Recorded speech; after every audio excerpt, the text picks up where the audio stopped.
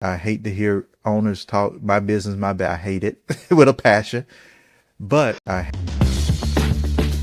Welcome back to Ventures and Visionaries, the show where we dig into the mindset, systems, and strategies behind today's most driven entrepreneurs. I'm your host, Morty Hackle. Today's guest is someone who took everything the Air Force taught him about structure, mission, and discipline and turned it into a blueprint for lasting business building success and wealth. Tyrus Shivers is a retired Air Force veteran, fractional COO, keynote speaker, and the CEO of Legacy Wealth Group. He's helped businesses raise over 300 million, in capital, build seven-figure property management company from scratch in 18 months, and created a proprietary operating system that helps entrepreneurs stop grinding and start scaling. His mission is simple: help business owners build companies that are investable, scalable, and built to last for generations. Tyrus, welcome to Ventures and Visionaries. We're happy to help you. thank you, Morty. Thanks for having me on. Oh, it's my pleasure. I'm looking forward. But before we dive in, let me give a quick word from our sponsor, KJ Technology. As you know, when Tyrus speaks about making a business investable, one of the things sophisticated investors scrutinize is your infrastructure and your security posture. That's exactly where KJ Technology comes in. KJ's virtual CIO service or fractional CIO service gives your growing business enterprise-level strategic IT leadership without the six-figure salary.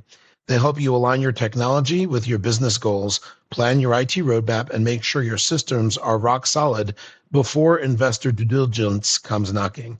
They also specialize in regulatory compliance, including FINRA and SEC requirements, which is critical if you're raising capital through equity or equity crowdfunding.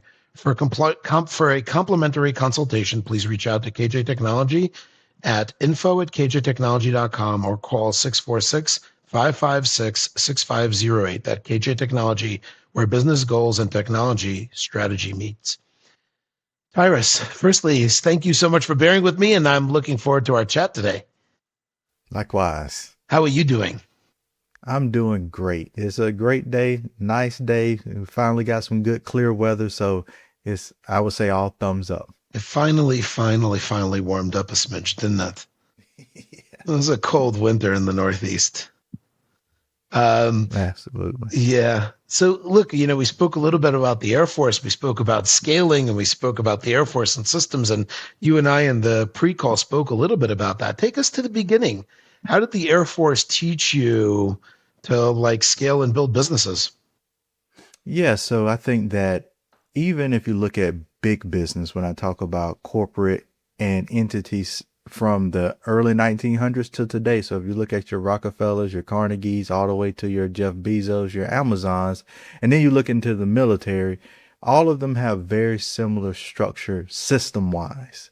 Now, the mission and the impact may be different, but looking at how do you set up a standard procedure that everybody follows, a clear chain of command, a clear mission set, a clear vision, those are all the things that small businesses need as well in order to actually scale. Now, I'm not talking about your lifestyle business where I'm just happy making 150,000, I'm taking an extra vacation. But when you want to become 10 million, 25 million, 50 million plus, there's just some disciplines that you need in place. And between the military and government, I was able to see those disciplines, those respect for boundaries, those here's your role and here's exactly what you need to do. Here are the SOPs that you need to follow and execute in order to get it done. And if you're not getting it done, here's the performance improvement program that walks you through these things very definitively so you can make sure you're on the right track. Sometimes I think we're missing, and not sometimes, a lot of times we're missing that from small business, which I think is a key component that keeps them from scaling. So let's say I'm a small business owner who wants to scale, but I'm out there on my own and don't really know what my systems are or what they look like. Is that something that you typically help customers with? Absolutely, because it all starts at just awareness. You have a system, whether you recognize it or not. And either that system is moving you towards your goal or that system is moving you away from your goal. But you're operating in some sort of system. And it's just taking the time to sit and map out, what do I do every day? What are the repetitive things that I do? How do I answer the phone? How do I serve a client or a customer? How do I execute on delivery of the service or the product? All of those things, whether we realize it or not, are systems, and we all do those things differently and in a very specific way according to our branding. So when I meet young business owners, startups who tell me, well, I don't have systems, I don't, you absolutely do. You just are so trapped in the day to day, you're not recognizing how you do what you do. So fascinating. What you're saying is that we have a story that we tell ourselves, and our story is, I don't know what I'm doing, but at the end of the day, you did figure out something. Otherwise, you wouldn't even be here. Absolutely, 100%. And sometimes I see it as an excuse because if we want to be real and honest, the things I hear is, well, I don't like numbers. I don't like SOPs. That's not sexy. I want to be excited about what I'm doing every day. Mm. And every part of the business isn't exciting and is not meant to be. Business is business. Business is a very mechanical thing. And if you always seek for the excitement in it, especially in the very beginning, you block off intentionally those things that will help you get to the place to where you can enjoy the business and do only the things that you like to do. It's such an interesting thing that you just said, and I'd love to dig in here just a smidge more. Um, it's it almost sounds like because we are whatever the story is that we told ourselves, we are literally cutting off our nose to spite our face. 100%. And Morty, it's the story of I started this business and it's my baby, which I don't like. I hate to hear owners talk my business, my baby. I hate it with a passion. But we've told ourselves that I started a business so I can do what I want to do. I'm my own boss. I don't have to listen to nobody. And when you have that mindset, your decision making then lends itself to only do the things that you want to do. But that doesn't necessarily serve the client or the customer. That doesn't Mm. necessarily serve or make large impact. That serves you. And we all know that self-service only gets you so far. Because if you're self-serving and not delivering and making impact, then you're not going to grow. You're just going to get to a plateau, a limitation that you set yourself. Then it becomes everybody else's fault. It's the economy's fault. It's the government's fault. It's so-and-so's fault. No, it's your fault. There are other military experts, and I won't bother quoting them, that talk about extreme ownership. I'm sure you've read the book. And what you say is that you really need to take ownership of your own narrative. And until that happens, nothing really happens. 1,000%. You own it at the end. And we've been saying this for decades. The buck stops with me. The buck stops with you. We've always said these things, which is why I don't like to get on podcasts or stages or talk to people and try to sound eloquent and deliver all these quotes, because all we do is hear people repeat quotes and then don't follow those quotes. At the end of the day, the business is you. It's everything that you put into it in the very beginning. You build the initial culture. You build the initial structure. You cast a vision for how far that business is going to go. You own it. At the end of the day, everything is your fault. Out of all the mistakes I've ever made in business, or all the things that went wrong in business, I can always go back to a root cause of that was on me. It was actually Mm. on me. And then when you have that type of it's on me mindset and you start to bring in employees, and I don't want to jump too far ahead, then you can teach them from a great book, Ownership Thinking, how to think like owners and not just employees. And that culture is entirely different in a business. Yeah, so I think this is a perfect time to fast forward a number of years. I've jumped into it. I've created systems. I've scaled beyond myself. I have a few employees. Um, and then typically what happens is I hit some sort of a ceiling. I don't know how to scale it beyond just me. And now I'm going to come to you and ask you, I don't really know what I'm doing here anymore. Like, what's my mission? How do you help people figure that out? Yeah, that is and I see that every day. I talk to business owners every day. They usually plateau around 1 to 3 million. And why do they plateau? The people that they've hired, 85% of the time, are just admin or staff. They're not leadership necessarily. So they're still waiting on the owner to tell them everything to do. In Clockwork, they talk about the 4 Ds in that book by Michael Michalowicz: doing, deciding, delegating, and designing. Doing is you doing the work. Deciding is me telling you to do something, but you coming back to me asking me how to do it, when to do it, why. And I'm really doing it because I'm telling you what to do. So I'm deciding how it gets done. Delegating is where I give you the task and you're responsible for the outcome.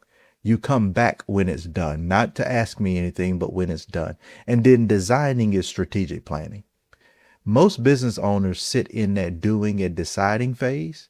They think that they're delegating and they're really not.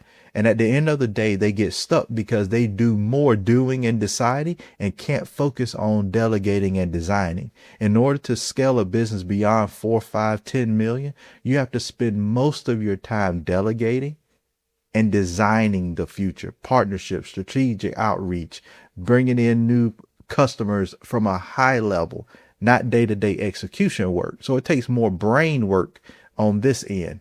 And we're still stuck in that hands-on work, nuts and bolts. And that's why they get stuck. And then they don't know what they're doing wrong.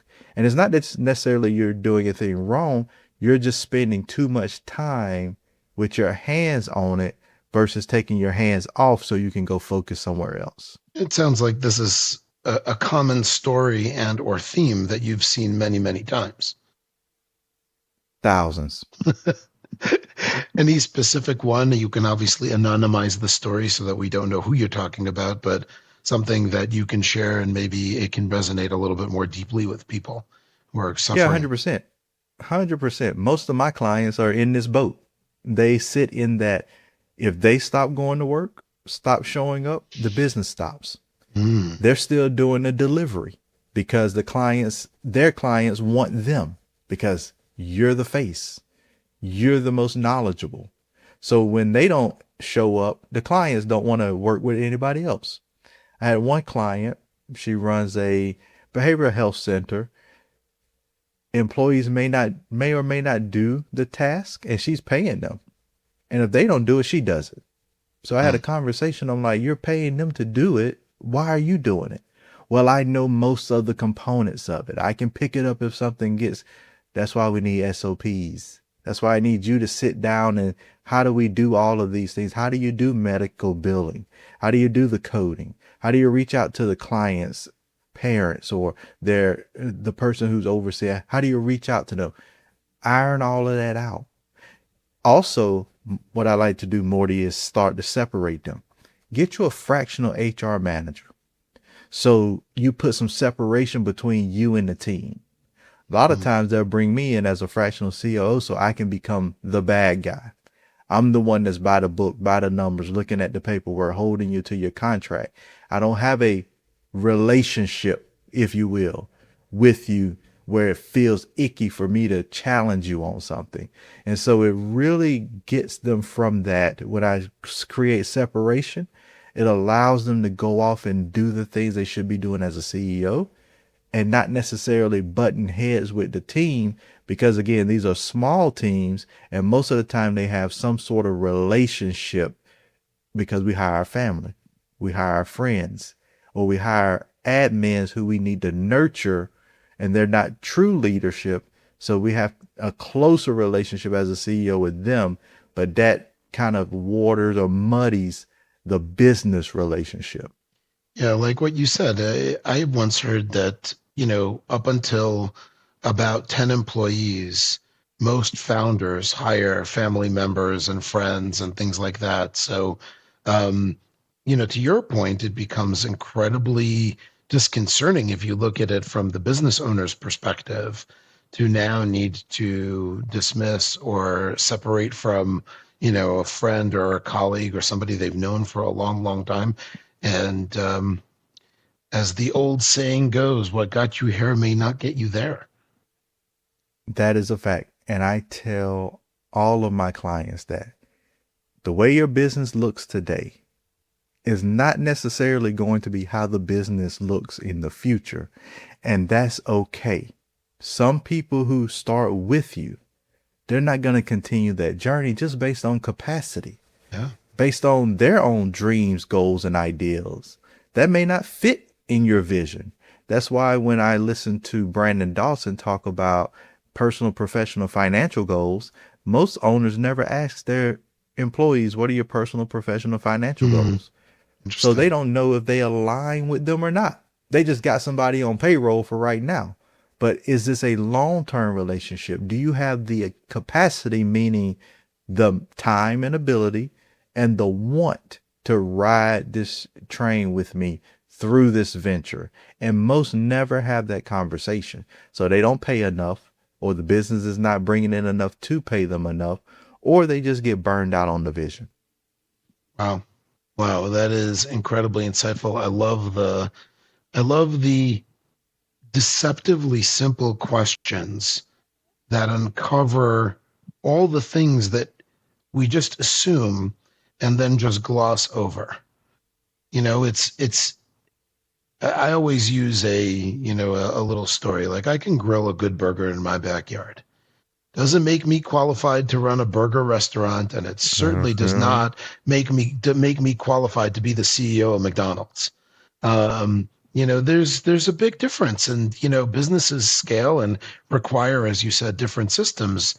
So, you know, if you've learned anything, like, where do you find the questions to be able to uncover the latent stories, the things that are literally holding us back because we're telling us something that we don't even know where we picked this up. It's just, oh, it's what I do. Yeah, that's a great question. I think number one, and I know there's a lot of debate around formal education. I'm not going to get into price of secondary education expenses and all these things. But what I do know is when you don't have or have not went to business school or have an MBA, you're missing some pieces. You're missing some theory. Can you learn that theory on the job? Absolutely. It's going to take you some blood, sweat, and tears to do it. And vice versa. Just because you went and got an MBA doesn't mean you're going to run a business, because you're going to learn some hard lessons when you're out in the real world and get out of theory. But some of that's picked up there. Other places are books. Everybody wants to try to find the secret sauce. Well, Mm. our forefathers of business from the 1900s, late 1800s, 1900s, wrote a lot of that stuff down in books.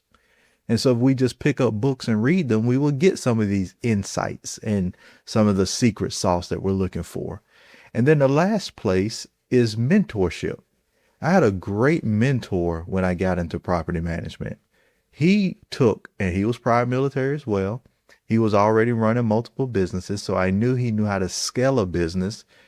He helped me lay down and really hone in foundation that I already had and just lay on top of it a plan. And so with the right mentorship as a business owner, you should be getting that. You should not be running a business out in the wild on your own. Now, I'm not saying you got to go pay to play everywhere, but you got to find somewhere. There are a lot of incubators and accelerators out there. There's a lot of mentors that are willing to dedicate some time to you if you show up and add value to them as well. And then there are paid mentorship programs, but you should be getting it from somewhere. I think that's so interesting. It's so obvious when you say it, and I'm trying to put myself back into my 27, 28-year-old shoes when I started my business, and try to think if I had the wherewithal to even ask those questions. Back in the day, and this is a shameless plug for Ventures and Visionaries, there were no podcasts. So in addition to the books and the Mm-hmm. other things, we now have experts like Tyrus who can now share his wisdom with us, and we can sit and listen in the car or just, while out walking or jogging or who knows what. And this is a great way to continue to evolve. Let's just talk a little bit about your experience. You scaled a business to 1.2 million in 18 months. Like, what drove you to do that? I would say what drove me was really, and it was going back to my mentor again, what drove me really was the fact that I wanted to create generational wealth. I was working at a nice job and where they say where you get golden handcuffs, so you're making enough money. But I realized that I couldn't pass that job down, nor would it create generational wealth. And naturally, I'm a high performer. I want to do the best that I can do at whatever I can do. And so that really drove me to seek out someone that could help me get there. Again, my first mentor laid that down, that framework. And it was just putting a system and doing what I said I was going to do. And it scaled. Um, is that something that you feel is across the board's always true, or do you ever once in a while encounter things that really are beyond your control? Like, I don't know, 2008 or, the dot-com crash when you went into it, maybe a smidgen too late or things like that. Obviously, you own the answer, but like, there are certain circumstances we can't really control, perhaps, or maybe you disagree. And I'm open to hearing either one of the perspectives. It's funny. I had a conversation with a ex-JAG attorney, Judge Advocate General for those that don't know, military lawyers, and she focuses on business continuity. And we had a great conversation because most business owners, especially small business, don't know anything about business continuity. That's not a thing. That's not a thing. However, going through the military and then ended up in government contracting, business continuity is the language. There is no excuse for not getting the mission done. You are supposed to be able to find a way despite anything that happens. Does that mean that the thing that I was doing, I'm going to continue doing exactly? No, I may have to pivot. That's what pivoting is. And so for me, there's nothing that has happened that didn't create an opportunity. And I may have had to pivot, but I still own it. And I don't believe it's just so far out of my control that I can blame it on that and quit. And so I think that even during COVID, people made lots of money. Even during the '08 crash, people made lots of money. Even whatever times that we go through these drastic changes, people made lots of money. Um, Obviously, we both know, and speaking of making money, having money in a business is a key component in order to make sure that you run your business properly. And liquidity is the key. Obviously, managing it is important as well. You do something that I have never heard of before, and that is regulated crowdfunding. Wondering if you can explain a little bit to people around this podcast who, like me, didn't know that this existed, what this is, and how one would use this. Yeah, so we'll go back to 2012, Obama presidency. They signed what's known as the Jobs Act, Jumpstart Our Businesses. The Jobs Acts of 2012 and then fully realized in 2016 carved out some exemptions from the SEC rules of capital raising or capital formation. One of those rules, the Regulation CF, equity crowdfunding, allows businesses to raise up to $5 million in a year from both accredited and non-accredited investors utilizing what's termed as general solicitation, which is a fancy way of saying marketing. So social media, webinars, open room events. And since 2012 all the way to today, not many businesses know about it. Not many investors know about it. And it is a very slept on way of raising capital for your business and you maintaining control. Because the other paths are venture, which we know that venture raises capital under SEC exemptions as well. They may use a 506C, a 506B, or a 504. So they're raising capital the same way. This just allows you to raise capital just like they do. If we really want to get into it, banks. A bank doesn't have all the money in the bank when it starts. It raises capital from investors, and the bank owner puts some money in, and then they start a bank. And so Regulation CF is a way that the everyday business owner can raise capital so they can grow their business. I hate to say this, but it sounds amazing and almost too good to be true. But there have to be certain parameters with which somebody can engage with us. Obviously, calling an expert such as yourself would certainly be one method. But what else should people just be aware of that, this is probably not for everybody? Oh, yeah, it is not easy, which nothing in business is easy, nor do I believe it should be. I think that's a misnomer. I think that's something that we need to set proper expectations. You must use a FINRA registered funding portal or a registered broker dealer to facilitate it. So you can't go do it yourself. You have to file what's called a Form C, and that's basically it's a document about everything in your business. So if you think about a publicly traded company and how their financials are in the public, the business is in the public, everything is in the public. Regulation CF is the same way. So you're going to have to open up your books. You're going to have to be able to explain your business clearly. You're going to have to talk about who are other parties to the business, who's related to you that's in the business that may have ownership. It's not easy to go through that process. But as a business owner, you should have a lot of these things already built out and clarified. So you're just putting paperwork into the attorney's hand or into the portal's hands, and they can put all this together for you. If you raise over 1.235 million as at the time of this recording, that's the rule, you need audited financials. That's not such an easy process because your books need to be in order, and they're going to put it in GAAP compliant, and then they're going to go through every transaction and ask you about it. That could be a little daunting for people. And then lastly, it's hinged on marketing.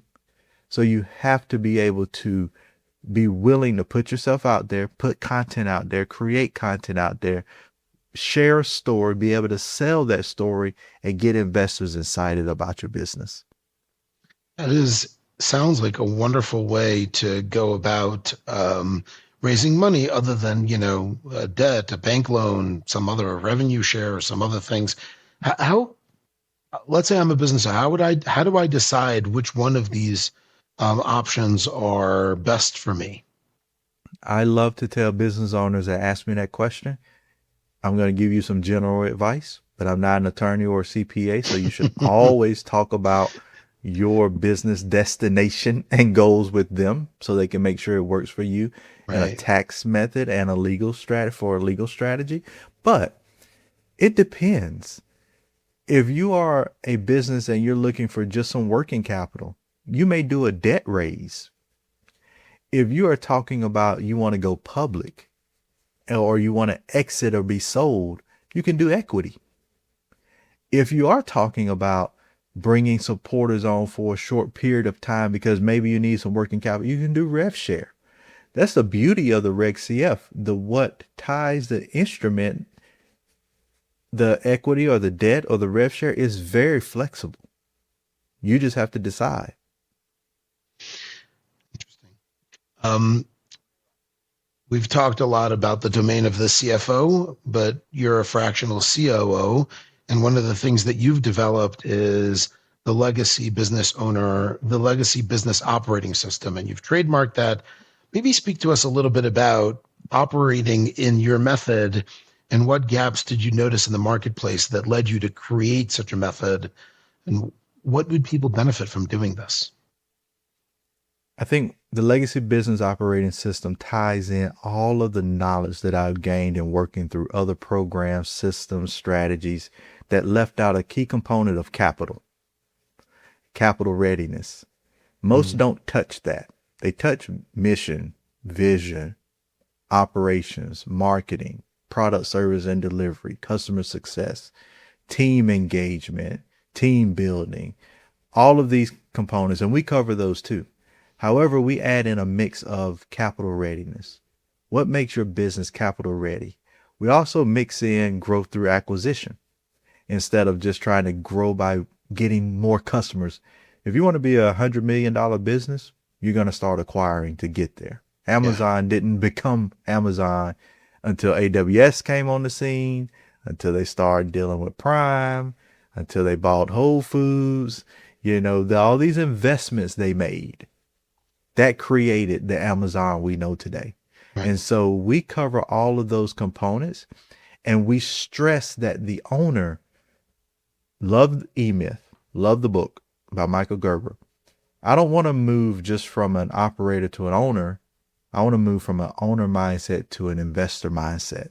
And so when you hear the legacy business operating system, we're talking about a business 30 years from now, not today.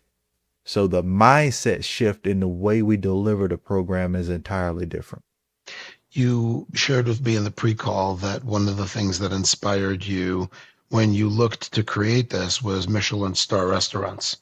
Can you elaborate maybe? Tell me a little bit Yeah, more about that, the listeners. absolutely. So for the listeners, I'll give you the Michelin, Navy SEALs, Formula One racing.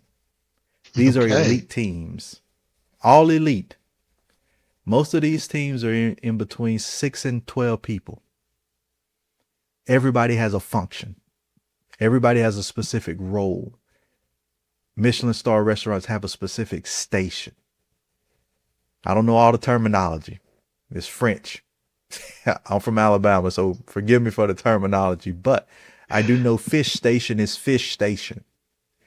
I know that soup station or appetizers are that station. Meat station is meat station. And it's not about food. It's about process.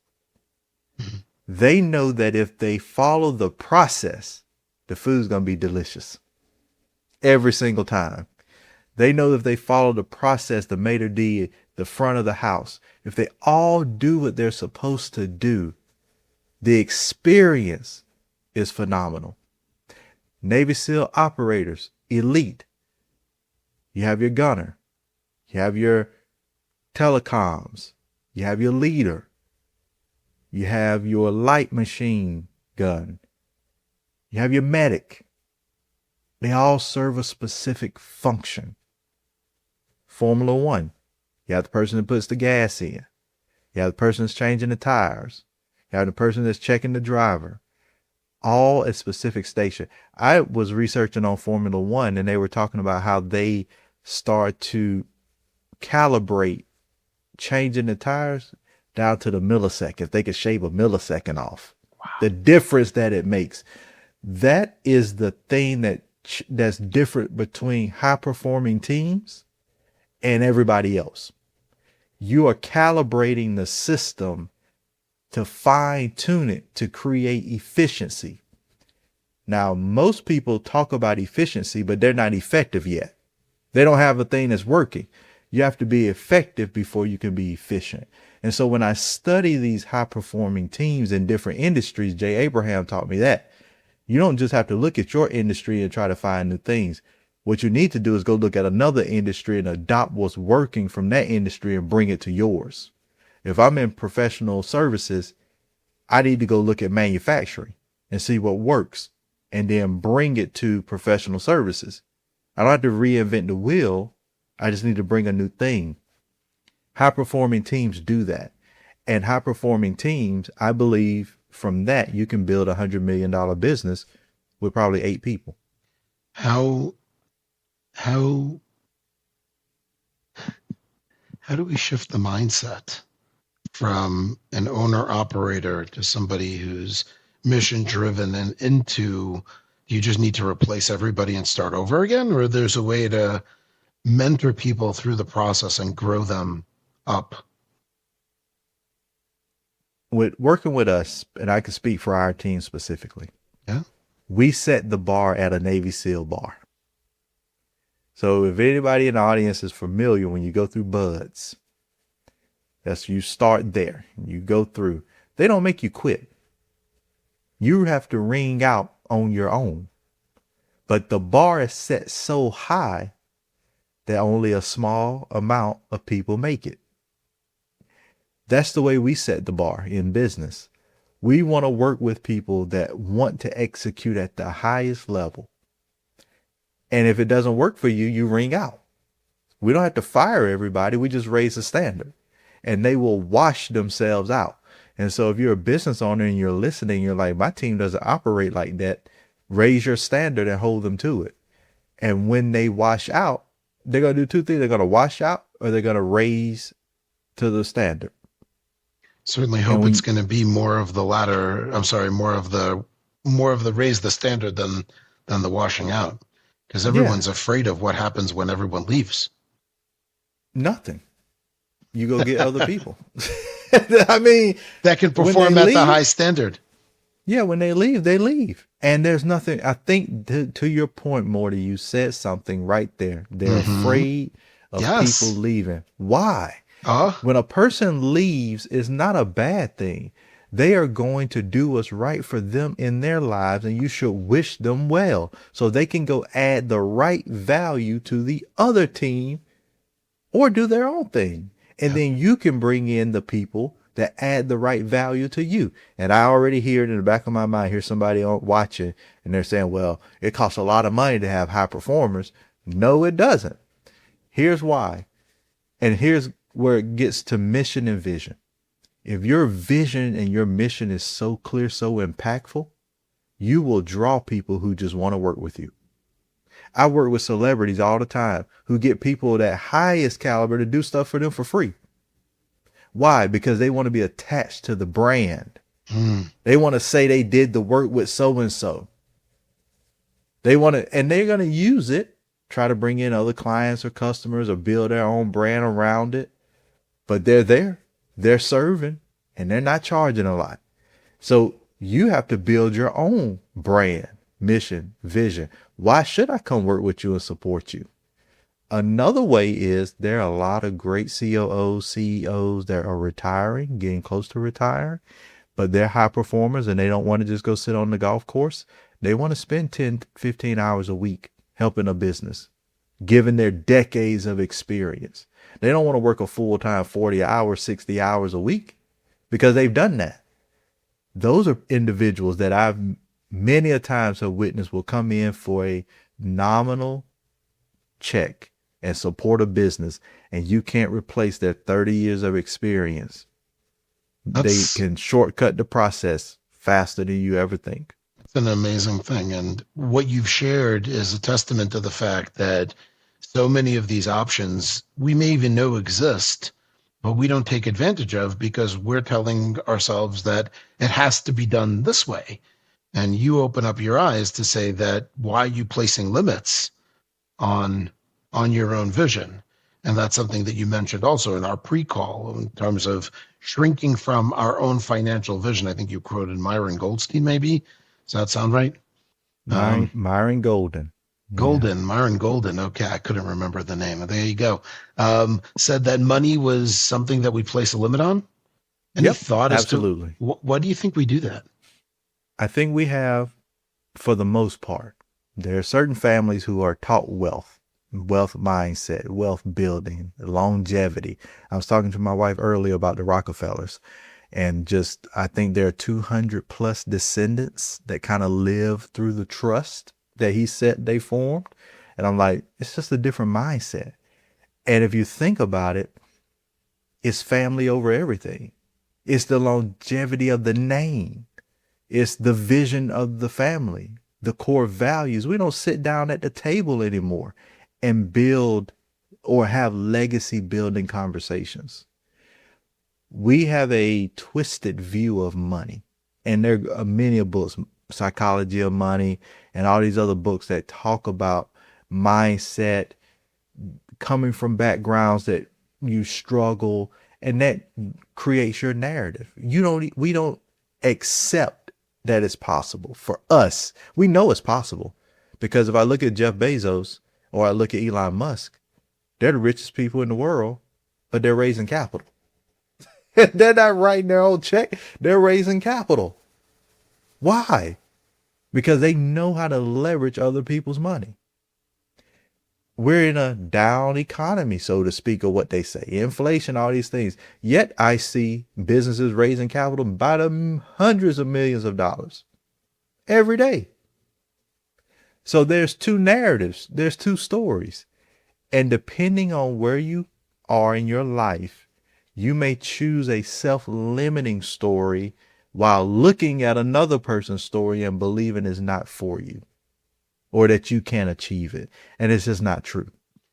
So what would be the first step for somebody who's now identified that their narrative is destructive or worse, toxic, and wants to start healing and becoming more, develop more of an abundance mindset? What would you suggest?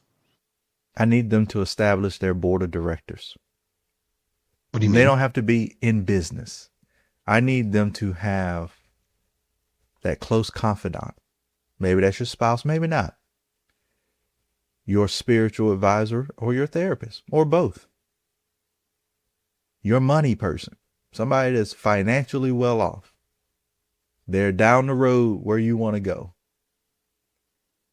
I need your attorney to be on this board. You need one. I don't care if your business is 1 day old. You don't have to pay them every day. Attorneys today don't necessarily have to have retainers. Find the right one for your level, your stage. And a CPA. Oh, add a CFO on there. And once you get this board, they're your advisors. Ask them. Convene with them. Decision make with them. I was listening to another podcast where a guy was like, every business decision I make, I run it by my CPA. Pay her $1,800 an hour. But they're doing billion-dollar stuff, hundreds of millions of dollars. It makes sense. So we need the same thing, just on a lower level. I love that. And that way you can begin to shift and get around other people. You got to get out of your pot and get into another one. You got to get out of your ecosystem and go to another one. And I'll land the plane with this. You should be in 3 different groups. You should be in a group with your peers. Everybody's like you. We're doing the same thing, trying to get to another destination. You should be in a group where you at the bottom. So those people who are in front of you, ahead of you, can pull you up. Then you should be in a group where you're at the top, where you can pull somebody else up, because they may be on step 1. You're on step 3. And then you're in another group that's on step 5. I'm not talking about getting a group where I'm on step 3 and they're on step 20. You can't implement the information. Yeah. Just I love incremental steps. I love that. I love that. It's such a great thing. Since you landed the plane, I'm going to just ask you a couple of questions that I think you will just literally knock out of the park. What's one book that you're reading that you think every entrepreneur should read? I read a lot of books. I know. You quoted I at want to least say, 4. I want to say right now I'm reading The House of Morgan. Okay. What's the biggest lie people tell themselves about raising capital? I can't do it. What matters more, discipline or inspiration? Discipline. What does legacy mean to you? Legacy is leaving something for your children's children. Love that. What's one thing that kills businesses the most, more than anything else? Mindset. Any advice that you got from a commanding officer that applies to business?